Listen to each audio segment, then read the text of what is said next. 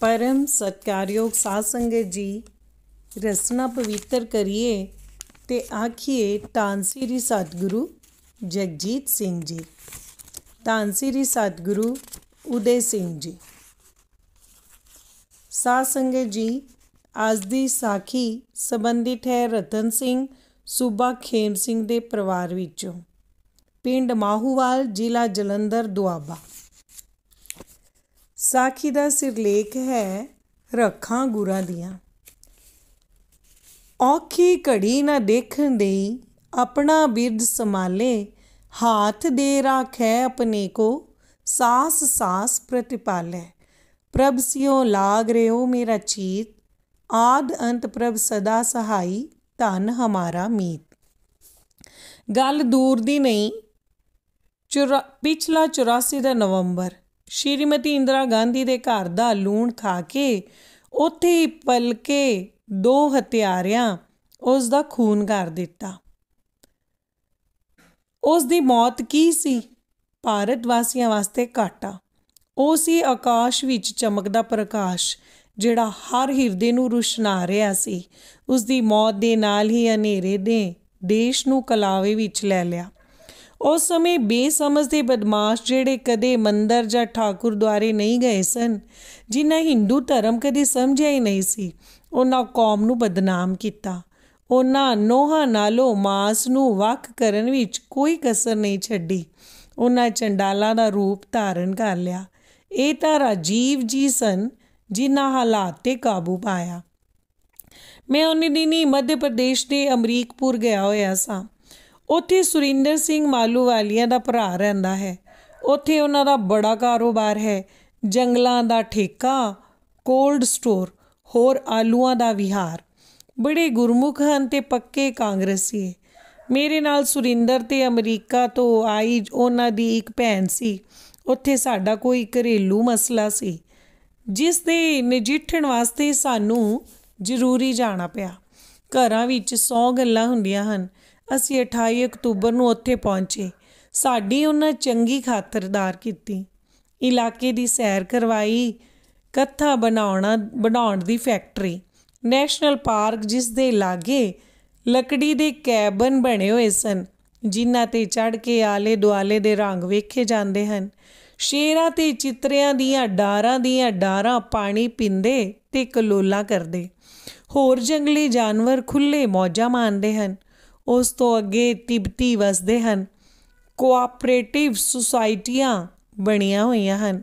ਗਲੀਚੇ, ਕਾਲੀਨ ਤੇ ਦੁਸ਼ਾਲੇ ਵਧੀਆ ਮਿਲਦੇ ਹਨ। ਪਿਛਲੇ ਪੈਰ ਉੱਥੋਂ ਪਕੌੜਿਆਂ ਦੀ ਦੁਕਾਨ 'ਤੇ ਬੈਠ ਕੁਝ ਖਾਣ ਪੀਣ ਲੱਗੇ ਤਾਂ ਖਬਰ ਲੱਗੀ ਇੰਦਰਾ ਗਾਂਧੀ ਜੀ ਮਾਰੇ ਗਏ ਹਨ। ਇਹ ਸੁਣ ਹੱਥਾਂ ਤੇ ਮੂੰਹ ਦੀ ਮੂੰਹ ਵਿੱਚ ਰਹਿ ਗਈ। ਅੰਦਰ ਕੁਝ ਨਾ ਲੰਘੇ। ਸਾਰੇ ਨਿੰਮੋ ਝੀਣੇ ਸਿਰ ਸੁੱਟੀ 6 ਵਜੇ ਘਰ ਪਹੁੰਚੇ। ਅੱਗੇ ਵੀ ਸੋਗ ਪਸਰਿਆ ਹੋਇਆ ਸੀ। ਕਿਸੇ ਨਾ ਕੁਝ ਖਾਧਾ ਨਾ ਪੀਤਾ, ਉਸੇ ਤਰ੍ਹਾਂ ਲੇਟ ਗਏ। ਅਗਲੀ ਸਵੇਰ ਅਸੀਂ ਚਾਰੇ ਲੌਟਣ ਲਈ ਤਿਆਰ ਹੋਏ। ਕੁਲਵੰਤ ਸਿੰਘ ਬਿਸਰਾਮਪੁਰ ਸਟੇਸ਼ਨ 'ਤੇ ਛੱਡ ਆਇਆ ਤੇ 1 ਨਵੰਬਰ ਨੂੰ ਗੱਡੀ ਵਿੱਚ ਸਵਾਰ ਹੋਏ। ਗੱਡੀ ਬੌਰੀ ਡਾਂਡੇ ਜਾ ਰੁਕੀ। ਉੱਥੇ ਕਾਫੀ ਸ਼ੋਰ ਸ਼ਰਾਬਾ ਸੀ। ਇਹ ਵੀ ਸੁਣਿਆ ਕਿ ਅਗਲੇ ਸਟੇਸ਼ਨ 'ਤੇ ਸਿੱਖਾਂ ਨੂੰ ਮਾਰੀ ਜਾਂਦੇ ਹਨ। ਲੱਗੇ ਕਰਤੇ ਦੇ ਰੰਗ ਵੇਖਣ, ਪਰ ਭਜਨ ਲੱਗਾ ਫੁਰਨ। ਸੱਚੇ ਪਾਤਸ਼ਾਹ ਟੀਟੀ ਨੂੰ ਅੰਦਰੋਂ ਪ੍ਰੇਰਨਾ ਦਿੱਤੀ ਤੇ ਉਸਨੇ ਸਾਨੂੰ ਆ ਕੇ ਆਖਿਆ, ਸਰਦਾਰੋ, ਤੁਸੀਂ ਇਸ ਡੱਬੇ ਵਿੱਚੋਂ ਨਿਕਲ ਕੇ ਅਗਲੇ ਜਨਾਨੇ ਡੱਬੇ ਵਿੱਚ ਬਹਿ ਜਾਵੋ ਤੇ ਅੰਦਰੋਂ ਲੌਕ ਕਰ ਦਿਓ, ਖੋਲ੍ਹਿਓ ਨਾ।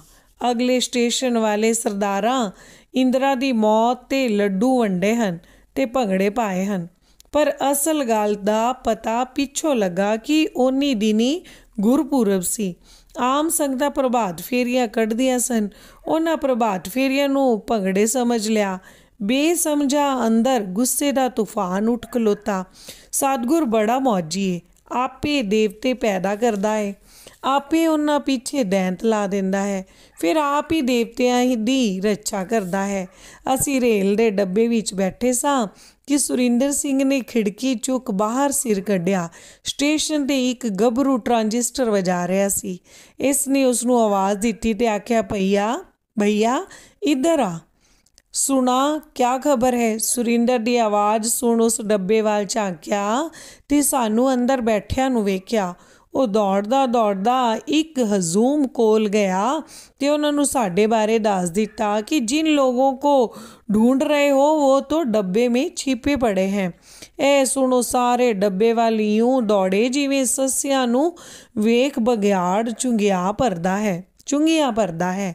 ਉਹ ਦੂਰੋਂ ਹੀ ਕੂਕੀ ਜਾਣ, ਪੰਜਾਬੀ ਸਰਦਾਰ ਪੱਕੇ ਗੱਦਾਰ ਕਰ ਦਿਓ ਪਾਰ। ਇਹ ਰੌਲਾ ਸੁਣ ਸਾਡੀ ਖਾਨਿਓ ਗਈ। ਆਪ ਫਾਥੜੀਏ ਤੈਨੂੰ ਕੌਣ ਛਡਾਵੇ।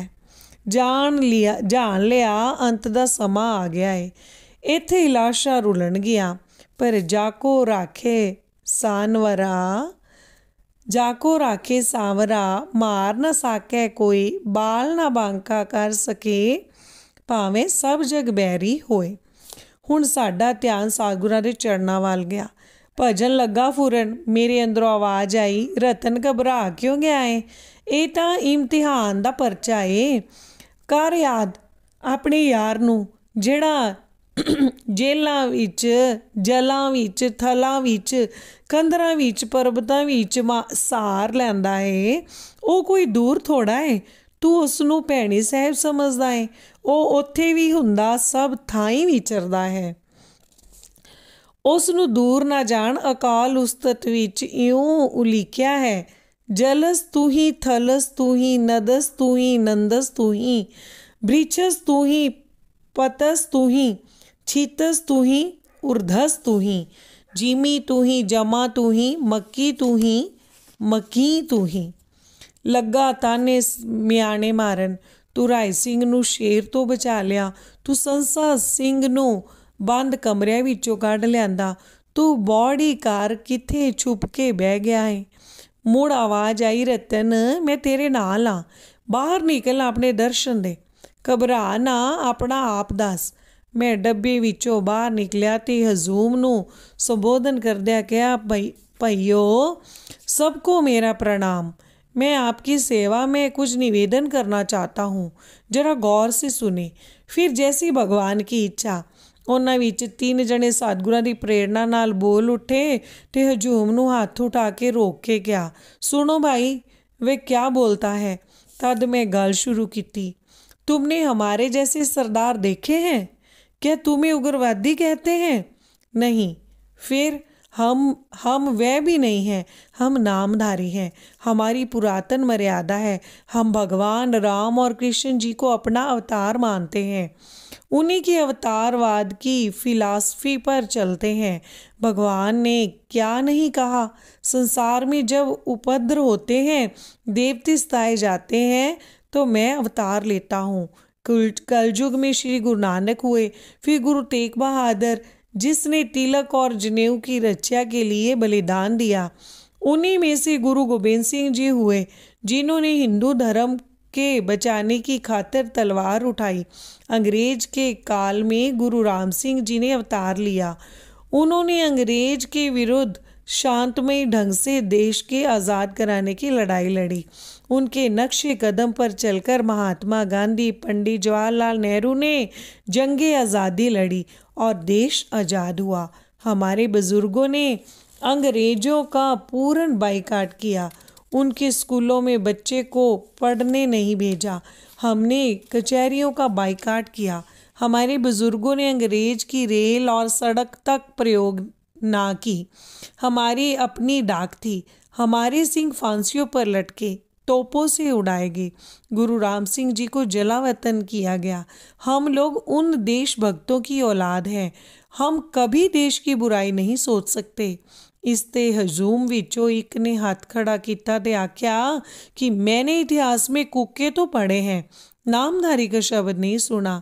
तद में उत्तर देता, शाबाश, वाह भाई वाह, उन कूकों को तो ही नामधारी कहते हैं।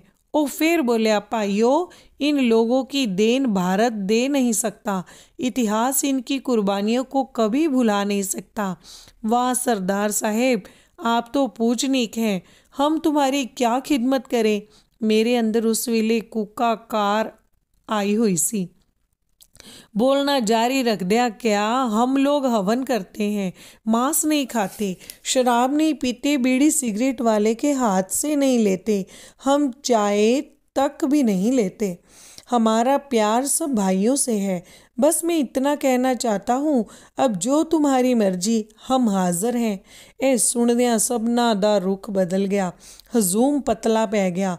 ਉਧਰ ਗਾਰਡ ਨੇ ਵਿਸਲ ਦਿੱਤੀ। ਮੁਸਾਫਰ ਆਪਣੇ ਆਪਣੇ ਡੱਬਿਆਂ ਵਿੱਚ ਜਾ ਚੜੇ। ਸਾਨੂੰ ਵੀ ਟੀਟੀ ਨੇ ਡੱਬੇ ਵਿੱਚੋਂ ਬਾਹਰ ਕੱਢਿਆ। ਗੱਡੀ ਫਫ ਕਰਦੀ ਅਗਾਂਹ ਰਵਾਨਾ ਹੋਈ। ਮੇਰੇ ਸਾਹਮਣੇ ਗੁਰੂ ਗੋਬਿੰਦ ਸਿੰਘ ਜੀ ਦੀ ਬਾਣੀ ਵਿੱਚੋਂ ਇਹ ਸ਼ਬਦ ਅੱਖਾਂ ਸਾਹਮਣਿਓਂ ਫਿਲਮ ਵਾਂਗੂ ਘੁੰਮ ਰਹੇ ਸਨ। रोगन ते रसोगन ते जल जोगन ते बहु भांत बचावै, सत्र अनेक चलावत काओ, तो तन एक न लागन पावै, राखत है अपनो कर देकर, पाप समूह न पेटन पावै, और की बात कहाँ कह तो सुपेट ही केपट बीच बचावै। ਇੱਥੇ ਕਾਫੀ ਦੇਰ ਪਿੱਛੋਂ ਗੱਡੀ ਆਈ ਤਾਂ ਅਸੀਂ ਸਤਿਗੁਰੂ ਨੂੰ ਯਾਦ ਕਰਦੇ ਡੱਬੇ ਵਿੱਚ ਜਾ ਬੈਠੇ। ਡੱਬੇ ਵਿੱਚ ਅਸੀਂ ਅਮਰੀਕਾਪੁਰ ਵਾਲਿਆਂ ਦੇ 18-20 ਸਾਲ ਦੇ ਲੜਕੇ ਵੇਖੇ ਤੇ ਹੈਰਾਨ ਹੋਏ, ਕਿਉਂਕਿ ਇਹ ਕਈ ਦਿਨਾਂ ਤੋਂ ਪੰਜਾਬੋਂ ਆਏ ਹੋਏ ਸਨ। ਪਤਾ ਲੱਗਾ ਕਿ ਇੱਕ ਬੀਬੀ ਨੇ ਇਹਨਾਂ ਨੂੰ ਲੈਟਰਿਨ ਵਿੱਚ ਵਾੜ ਕੇ ਆਪ ਅੱਗੇ ਦਰਵਾਜ਼ੇ ਦੇ ਬਾਹਰ ਖੜੋਤੀ ਸੀ। ਉਹ ਕੁੜੀ ਗਾਦੀ ਸੀ, ਸ਼ੇਰ ਦੀ ਬੱਚੀ ਸ਼ੇਰਨੀ ਸੀ। ਅਸੀਂ ਸਾਰੇ 12 ਵਜੇ ਦੇ ਕਰੀਬ ਬਿਸ਼ਰਾਮਪੁਰ ਪੁੱਜੇ। ਉਹਨਾਂ ਮੁੰਡਿਆਂ ਸਾਨੂੰ 1-2 ਪਹੀਆ ਗੱਡੀ ਕਰ ਦਿੱਤੀ ਤੇ ਅਸੀਂ ਇੱਥੋਂ 24 ਮੀਲ ਜਾਣਾ ਸੀ, ਜਿਹੜਾ ਕਿ ਜੰਗਲ ਦਾ ਰਾਹ। ਪਰ ਸਾਡੇ ਅੰਦਰੋਂ ਭੈ ਦੂਰ ਹੋ ਚੁੱਕਾ ਸੀ। ਜਦ ਅਸੀਂ ਘਰ ਪੁੱਜੇ ਤਾਂ ਘਰ ਵਾਲੇ ਹੈਰਾਨ ਪਰੇਸ਼ਾਨ ਕਿ ਇਹ ਕਿਵੇਂ ਆ ਗਏ। ਕਰਫਿਊ ਲੱਗਾ ਹੋਇਆ ਹੈ, ਮਾਰ ਧਾੜ ਹੋ ਰਹੀ ਹੈ। ਅਸੀਂ ਸਾਰੀ ਮਿੱਥਿਆ ਸੁਣਾਈ। ਉਹਨਾਂ ਡੀਸੀ ਨੂੰ ਟੈਲੀਫੋਨ ਕਰਕੇ ਆਪਣੇ ਪੁੱਤਰਾਂ ਨੂੰ ਮੰਗਵਾ ਲਿਆ, ਪਰ ਬਦਮਾਸ਼ਾਂ ਨੇ ਇਹਨਾਂ ਦੀ ਕੋਠੀ ਦੇ ਪਿਛਲੇ ਪਾਸੇ ਵੱਲ ਗੋਦਾਮ ਨੂੰ ਅੱਗ ਲਾ ਦਿੱਤੀ। ਅਸੀਂ ਸਾਮਾਨ ਕੱਢਣ ਲੱਗ ਪਏ। ਉੱਧਰੋਂ ਫਾਇਰ ਬ੍ਰਿਗੇਡ ਆ ਗਈ ਤੇ ਬੜੀ ਮੁਸ਼ਕਲ ਨਾਲ ਅੱਗ 'ਤੇ ਕਾਬੂ ਪਾਇਆ। 3 ਦਿਨ ਉੱਥੇ ਰਹੇ। ਪਤਾ ਲੱਗਾ ਕਿ ਗੱਡੀਆਂ ਚੱਲਣ ਲੱਗੀਆਂ ਹਨ। ਮੈਂ ਤੇ ਸੰਤ ਸੁਰਿੰਦਰ ਸਿੰਘ 2 ਪਹੀਆ ਗੱਡੀ ਫੜੀ ਤੇ ਚੱਲ ਪਏ, ਪਰ ਜਦ ਸਟੇਸ਼ਨ 'ਤੇ ਪਹੁੰਚੇ ਤਾਂ ਪਤਾ ਲੱਗਾ ਕਿ ਕੋਈ ਗੱਡੀ ਨਹੀਂ ਆ ਰਹੀ। ਅਸੀਂ ਇੱਥੋਂ ਇੱਕ ਟਰੱਕ ਵਿੱਚ ਬੈਠ ਗਏ ਤੇ 10 ਵਜੇ ਤੱਕ ਮਹਿੰਦਰਗੜ੍ਹ ਜਾ ਪਹੁੰਚੇ। ਉੱਥੇ ਵੀ ਕਰਫਿਊ ਦਾ ਰਾਤ ਸੀ। ਟਰੱਕ ਬਾਹਰ ਖੜਾ ਹੋ ਗਿਆ, ਪਰ ਮਨ ਨੇ ਕਿਹਾ ਇੱਥੇ ਰੁਕਣਾ ਠੀਕ ਨਹੀਂ। ਅਸੀਂ ਬਾਬੂ ਨੂੰ 20 ਰੁਪਏ ਦਿੱਤੇ। ਤੇਲ ਤਮਾ ਜਾ ਕੇ ਮਿਲੇ, ਤੁਰੰਤ ਨਰਮ ਹੋ ਜਾਏ। ਅਸੀਂ ਸ਼ਹਿਰੋਂ ਬਾਹਰ ਚਲੇ ਗਏ ਤੇ 2 ਵਜੇ ਦੇ ਕਰੀਬ ਅਨੂਪਗੜ੍ਹ ਜਾ ਪਹੁੰਚੇ। ਮੂਸਾ ਨੱਠਾ, ਮੌਤ ਤੋਂ ਮੌਤ ਅੱਗੇ ਖੜੀ। ਅਨੂਪਗੜ੍ਹ ਵੀ ਕਰਫਿਊ ਪ੍ਰਧਾਨ ਸੀ। ਟਰੱਕ ਵੀ ਅੱਗੇ ਜਾਣੋਂ ਨਾ ਕਰ ਦਿੱਤੀ। ਅਸੀਂ ਸਟੇਸ਼ਨ 'ਤੇ ਚਲੇ ਗਏ ਤੇ ਬਾਬੂ ਨੂੰ ਭੇਜ ਕੇ ਟਿਕਟਾਂ ਮੰਗਵਾਈਆਂ ਤੇ ਸਵਾਰ ਹੋ 8 ਵਜੇ ਕਟਾਣੀ ਪਹੁੰਚ ਗਏ। ਸਾਰਾ ਦਿਨ ਕਟਾਣੀ ਗੁਜ਼ਰਿਆ। 4 ਵਜੇ ਕਟਨੀਓਂ ਚੜ੍ਹੇ। ਰਾਹ ਵਿੱਚ ਭੈੜੀਆਂ ਸੋਆ ਕੰਨੀ ਪਈਆਂ ਕਿ ਕਈ ਸਿੱਖ ਸਾੜੇ ਗਏ ਹਨ, ਪਰ ਮੇਰਾ ਮਨ ਜਦ ਸਤਿਗੁਰਾਂ ਦੇ ਚਰਨਾਂ ਵੱਲ ਸੀ ਤੇ ਰਸਨਾ ਟਕ-ਟਕ ਚੱਲ ਰਹੀ ਸੀ। ਜਦ ਗੱਡੀ ਚੜ੍ਹਨ ਲੱਗੇ ਤਾਂ ਇੱਕ ਹਵਾਲਦਾਰ ਆ ਟਕਰਿਆ। ਉਸ ਕਿਹਾ, ਸਰਦਾਰੋ, ਅਵਲ ਤਾਂ ਅੱਗੇ ਜਾਓ ਨਾ, ਜੇ ਜਾਣਾ ਜ਼ਰੂਰ ਤੇ ਨਾ ਪਤੇ ਲਿਖਾਓ ਤਾਂ ਕਿ ਅਸੀਂ ਕਿਸੇ ਨੂੰ ਕੁਝ ਦੱਸ ਸਕੀਏ। ਅਸੀਂ ਆਪਣੇ ਥਾਂ ਟਿਕਾਣੇ ਲਿਖਵਾਏ ਤੇ ਅਗਾਂਹ ਟੁਰੇ। ਅੱਗੇ ਫੇਰ ਫੌਜੀ ਖੜਾ ਸੀ। ਉਹ ਸਾਡੀਆਂ ਪੱਗਾਂ ਵੇਖੀਆਂ, ਮਾਲਾ ਤੱਕੀਆਂ ਤੇ ਕਿਹਾ, ਸਰਦਾਰੋ ਰੁਕੋ, ਮੈਂ ਤੁਹਾਡਾ ਪ੍ਰਬੰਧ ਕਰਦਾ ਹਾਂ। ਉਸ 2 ਡੱਬੇ ਖਾਲੀ ਕਰਵਾਏ। ਅਸੀਂ 40 ਦਿੱਤੇ ਤਾਂ ਉਹ ਸਾਨੂੰ 6 ਸੀਟਾਂ ਵਾਲੇ ਕੂਪੇ ਵਿੱਚ ਬਿਠਾ ਗਿਆ ਤੇ ਪੱਕੀ ਕਰ ਗਿਆ ਕਿ ਭਾਵੇਂ ਕੋਈ ਕਿੰਨਾ ਜ਼ੋਰ ਲਗਾਵੇ, ਤੁਸੀਂ ਖੋਲ੍ਹਣਾ ਨਹੀਂ। ਖੈਰ ਅਸੀਂ 7 ਅਕਤੂਬਰ 9 ਵਜੇ ਦੇ ਕਰੀਬ ਆਗਰੇ ਆ ਗਏ। ਇੱਥੋਂ ਗੱਡੀ 3 ਵਜੇ ਚੱਲਣੀ ਸੀ।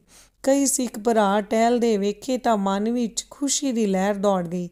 ਆਗਰੇ ਤੋਂ 3 ਵਜੇ ਗੱਡੀ ਰਵਾਨਾ ਹੋਈ ਤੇ 7 ਵਜੇ ਰਾਤ ਸਮੇਂ ਨਿਜ਼ਾਮਦੀਨ ਸਟੇਸ਼ਨ 'ਤੇ ਆ ਰੁਕੀ। ਸੁਰਿੰਦਰ ਸਿੰਘ ਬਾਰੇ ਇਹ ਖਬਰ ਫੈਲ ਚੁੱਕੀ ਸੀ ਕਿ ਉਹ ਮਾਰਿਆ ਗਿਆ ਹੈ घर वाले रो पिट बैठे सन। स्टेशन ਦੇ 5 ਗੁਰਮੁਖ ਪਿਆਰਿਆਂ ਦੇ ਦਰਸ਼ਨ ਹੋਏ। ਮਨ ਵਿੱਚ ਕੁਝ ਢਾਰਸ ਹੋਈ। ਸਟੇਸ਼ਨ 'ਤੇ ਕਾਕਾ ਗੁਰਬਖਸ਼ ਸਿੰਘ ਆਪਣੇ ਮਿੱਤਰ ਨਾਲ ਆਇਆ ਹੋਇਆ ਸੀ। ਉਹ ਵਿਚਾਰਾ ਪਹਿਲਾਂ ਕਈ ਚੱਕਰ ਮਾਰ ਚੁੱਕਾ ਸੀ। ਜਦ ਅਸੀਂ ਆਮਣੇ ਸਾਹਮਣੇ ਹੋਏ ਤਾਂ ਮੇਰਾ ਫੋਟੋ ਉਸਦੇ ਨੇਤਰਾਂ ਦੇ ਕੈਮਰੇ ਵਿੱਚ ਪਿਆ ਅਤੇ ਉਸ ਦਾ ਅਕਸ਼ ਮੇਰੀਆਂ ਅੱਖਾਂ ਵਿੱਚ ਪ੍ਰਵੇਸ਼ ਹੋਇਆ ਤਾਂ ਵੈਰਾਗ ਦੇ ਟਿਕਣ ਵਾਸਤੇ ਕੋਈ ਥਾਂ ਨਹੀਂ ਰਹੀ। ਉਹ ਪਾਣੀਓਂ ਪਤਲਾ ਹੋ ਵਹਿ ਨਿਕਲਿਆ ਅਤੇ ਛਮ-ਛਮ ਕਰਦਾ ਧਰਤੀ ਮਾਤਾ ਦੀ ਗੋਦ ਵਿੱਚ ਸਮਾ ਗਿਆ। ਅਸੀਂ ਬਗਲਗੀਰ ਹੋ ਗਏ। ਪਤਾ ਨਹੀਂ ਕਿੰਨਾ ਚਿਰ ਛਾਤੀਆਂ ਜੁੜੀਆਂ ਰਹੀਆਂ। ਮੁਸਾਫਰ ਵੀ ਵੇਖ ਹੈਰਾਨ ਹੋ ਰਹੇ ਸਨ। ਜਦ ਬਾਹੀਂ ਕੁਝ ਢਿੱਲੀਆਂ ਹੋਈਆਂ ਤਾਂ ਪਲੇਟਫਾਰਮ ਖਾਲੀ, ਸਭ ਮੁਸਾਫਰ ਜਾ ਚੁੱਕੇ ਸਨ। ਸੁੱਖ ਸਾਂਦ ਪੁੱਛੀ, ਘਰ ਵੱਲ ਰਵਾਨਾ ਹੋਏ। ਸਾਨੂੰ ਵੇਖ ਸਾਰਾ ਪਰਿਵਾਰ ਬਸੰਤ ਰੁੱਤ ਦੇ ਫੁੱਲਾਂ ਵਾਂਗੂ ਖਿੜ ਪਿਆ। ਆਂਢ ਗੁਆਂਢ ਵੀ ਆ ਜੁੜਿਆ। ਉਹਨਾਂ ਵੀ ਵਧਾਈਆਂ ਦਿੱਤੀਆਂ। ਮੇਰੇ ਵੱਲੋਂ ਇੱਕੋ ਉੱਤਰ ਸੀ, ਇਹਨਾਂ ਸਾਰੀਆਂ ਮੁਬਾਰਕਾਂ ਦੇ ਹੱਕਦਾਰ ਮੇਰੇ ਸ਼੍ਰੀ ਭੈਣੀ ਸਾਹਿਬ ਵਾਲੇ ਮਹਿਬੂਬ ਹਨ ਸਾਧੂ ਜਗਜੀਤ ਸਿੰਘ ਜੀ, ਜਿਹੜੇ ਸੇਵਕਾਂ ਦੀ ਹਰ ਥਾਂ, ਹਰ ਸਮੇਂ, ਹਰ ਘੜੀ ਰੱਖਿਆ ਕਰਦੇ ਆਏ ਹਨ। ਉਹਨਾਂ ਦਾ ਸ਼ੁਕਰ ਕੋਟਵਾਰ ਸ਼ੁਕਰ, ਕੋਟਾਨਾ ਕੋਟ ਸ਼ੁਕਰ। ਬਾਣੀ ਵੀ ਉਹਨਾਂ ਦੀ ਮਹਿਮਾ ਕਰਦੀ ਹੈ। ਚਤਰ ਚੱਕਰਵਰਤੀ ਚਤਰ ਚੱਕਰ ਭੁਗਤੇ, ਸੁਅੰਭਵ ਸੁ ਸਰਬ ਦਾ ਸਰਬ ਜੁਗਤੇ, ਦੁਕਾਲਮ ਪ੍ਰਣਾਸੀ ਦਇਆਲੰ ਸਰੂਪੇ, ਸਦਾ ਅੰਗ ਸੰਗੇ ਅਭੰਗੰ ਵਿਭੂਤੇ। ਸਾਰੇ ਆਖੀਏ ਧੰਨ ਸ੍ਰੀ ਸਤਿਗੁਰੂ ਜਗਜੀਤ ਸਿੰਘ ਜੀ।